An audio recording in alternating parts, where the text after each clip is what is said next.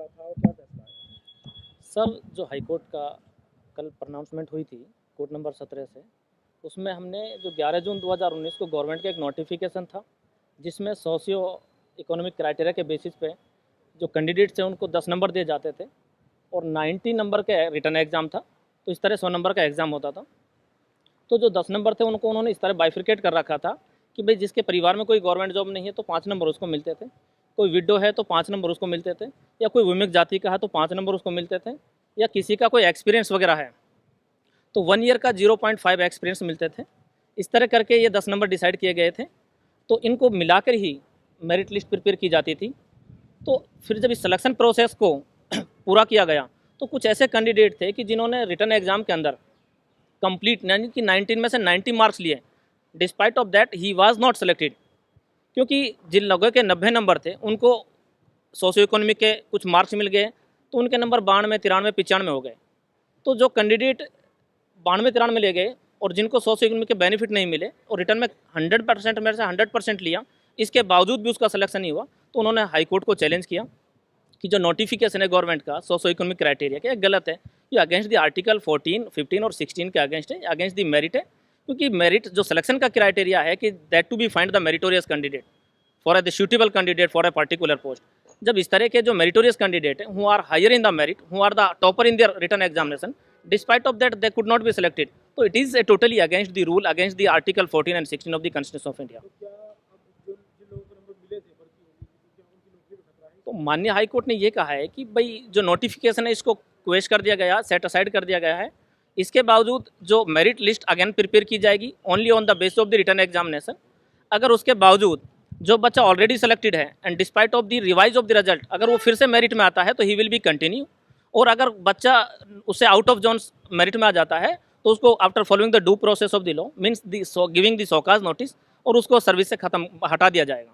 तो क्या सरकार की इसमें नियम बनाने में कमी, क्या नियम गलत था ये? देखो, सरकार का नियम जो मंशा थी मैं मानता हूँ वो ठीक हो सकती है कि भाई जो डिसएडवांटेज लोग हैं जिनके घर में कोई रोज़गार नहीं है उस परिवार को, उस फैमिली को मतलब पुशअप करना, लेकिन इसमें जो 10 नंबर है ये बहुत जो गैप है वो काफ़ी बड़ा है, इसको कम किया जा सकता था। लेकिन जो लोग मेरिटोरियस हैं, जो सेलेक्टेड कैंडिडेट हैं, उनका क्या फ़ाल्ट है? उनका तो कोई फ़ाल्ट है नहीं। तो इस तरह करके जो पॉलिसी है इसको और मॉडिफाई किया जा सकता है।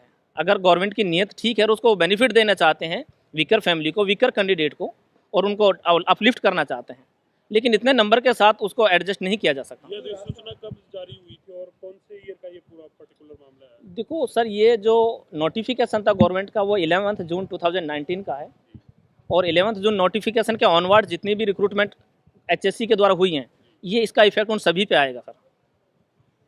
इसमें कोई रास्ता नहीं हो सकता कि सरकार नए नियम बनाए कि 10 की जगह 5 नंबर कर दे, ऐसा रास्ता नहीं हो सकता? तो ये चीज़ एक डिबेट का इशू है, और इसको मतलब एक after considering all the fact and circumstances even the social position of the candidate, तो इसको लेटर ऑन कंसीडर किया जा सकता है, लेकिन एज ऑन टुडे या on the selection process that which have already completed. इसमें हरियाणा सरकार का भी जवाब आया होगा, कुछ कहा होगा हरियाणा सरकार की? हरियाणा सरकार की सिंपैथी के ही मोस्टली इसका जवाब आया है कि भाई हमारी जो मंशा थी वो ये थी कि जिन परिवारों में कोई रोज़गार नहीं है उनमें एक रोज़गार का अवसर लाना, उनको भी अपलिफ्ट करना है ताकि वो जो सोशल जो स्टैंडर्ड है उसको अपलिफ्ट किया जा सके।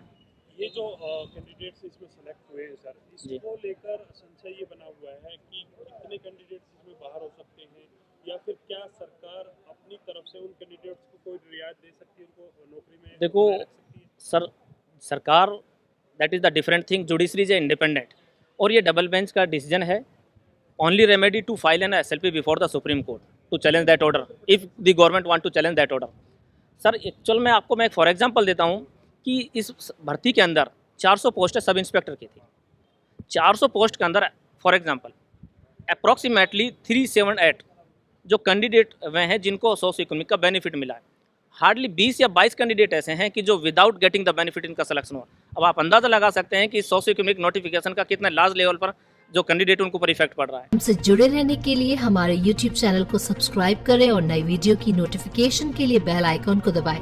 अगर आप ये वीडियो Facebook पर देख रहे हैं तो लाइक जरूर करें और ज्यादा से ज्यादा शेयर करें। धन्यवाद।